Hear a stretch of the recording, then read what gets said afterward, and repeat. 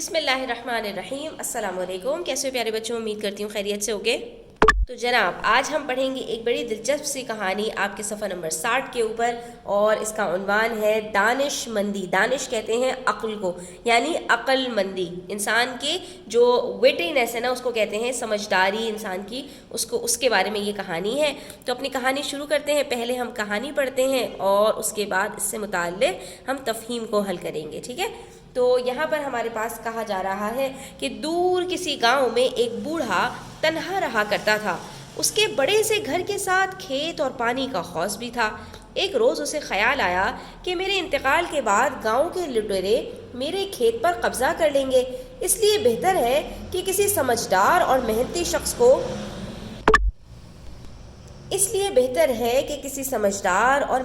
شخص کو اس کا مالک بنا دیا جائے۔ اب سوال یہ تھا کہ ایسا شخص کون ڈھونڈ کر لائے؟ بوڑھے کو ایک دلچسپ ترکیب سوجی۔ اس نے گاؤں والوں کو رات کے کھانے کی دعوت دے دی۔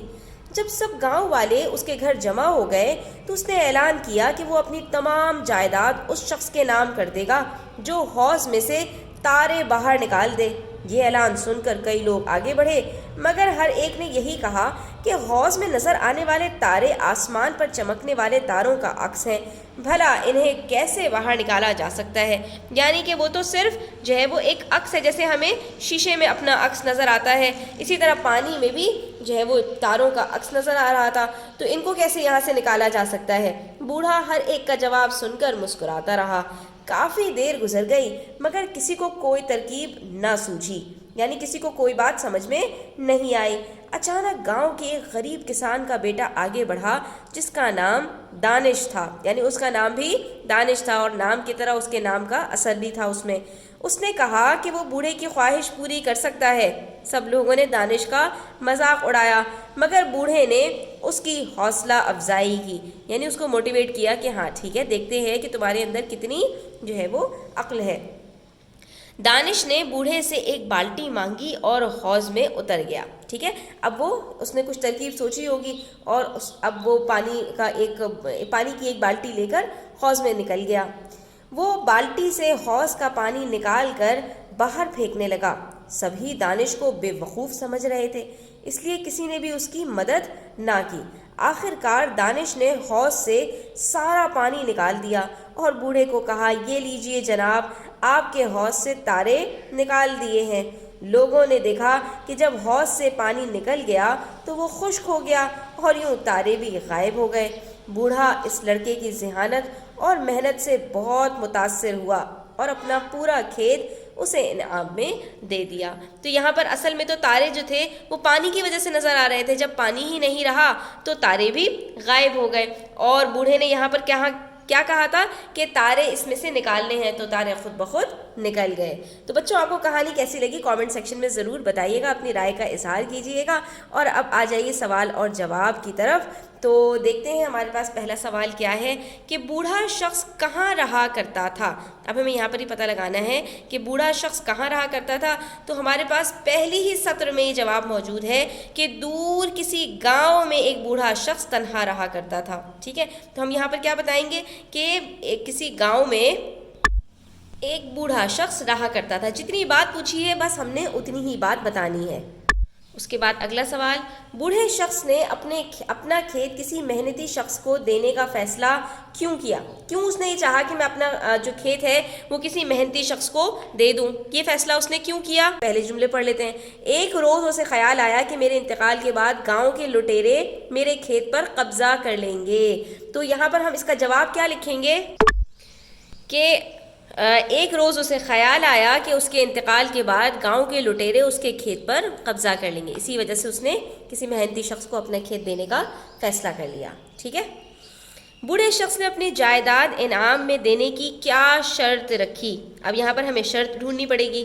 تو ہم نے عبارت میں یہ بات پڑھی تھی کہ جب اس نے دعوت پر بلایا تھا اور سب گاؤں والے اس کے گھر جمع ہو گئے تو اس نے اعلان کیا تھا، جو اعلان کیا تھا وہی اس کی شرط تھی کہ جو حوض میں سے تارے باہر نکال دے اس کے نام وہ اپنی جائیداد کر دے گا، ٹھیک ہے؟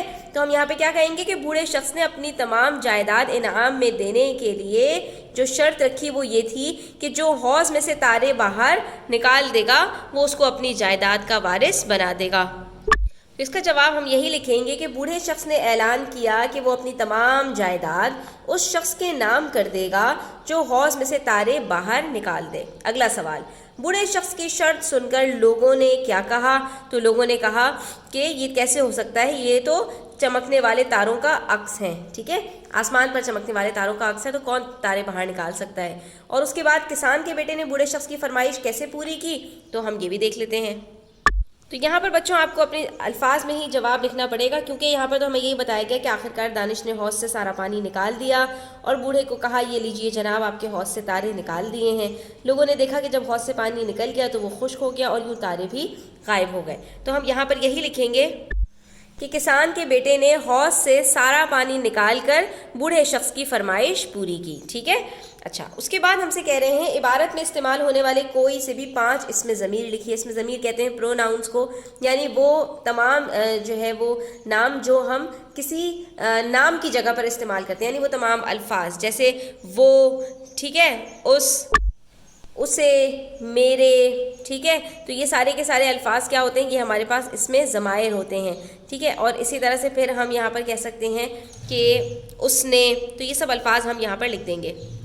اس کے بعد ہمارے پاس یہاں پر آخری سوال ہے، کچھ الفاظ ہمیں دیے گئے ہیں اور ہمیں ان الفاظ کا متضاد لکھنا ہے، یعنی اپوزٹ لکھنا ہے، ٹھیک ہے۔ تو سمجھدار کا الٹ کیا ہوگا یہاں پر؟ نا سمجھ، جس کے پاس سمجھ نہ ہو۔ اس کے بعد اگلا لفظ ہے بوڑھا، تو اس کا متضاد ہوتا ہے جوان، اور پھر ہے ہمارے پاس اگلا لفظ گاؤں، تو اس کا متضاد ہے شہر۔ کا الٹ ہوگا ہمارے پاس یہاں پر کامچور۔ اس کے متضاد میں ہم سست اور کاہل وغیرہ بھی لکھ سکتے ہیں۔ آپ کون سا لکھیں گے کامنٹ سیکشن میں مجھے بتائیے گا۔ اس کے بعد ہے دلچسپ، تو اس کے اندر ہمارے پاس اس کا متضاد آتا ہے غیر دلچسپ، یعنی جو دلچسپ نہ ہو۔ دلچسپ کہتے ہیں انٹرسٹنگ کو، ٹھیک ہے۔ اور اس کے بعد آخری ہے ہمارے پاس خشک، تو اس کا ہمارے پاس آتا ہے تر، اور اس کا ہمارے پاس متضاد گیلا بھی آتا ہے، یعنی کہ جو چیز ویٹ ہو، ٹھیک ہے۔ تو یہاں پر ہمارا آج کا سبق مکمل ہوتا ہے۔ امید کرتی ہوں آپ کو اچھا لگا ہوگا۔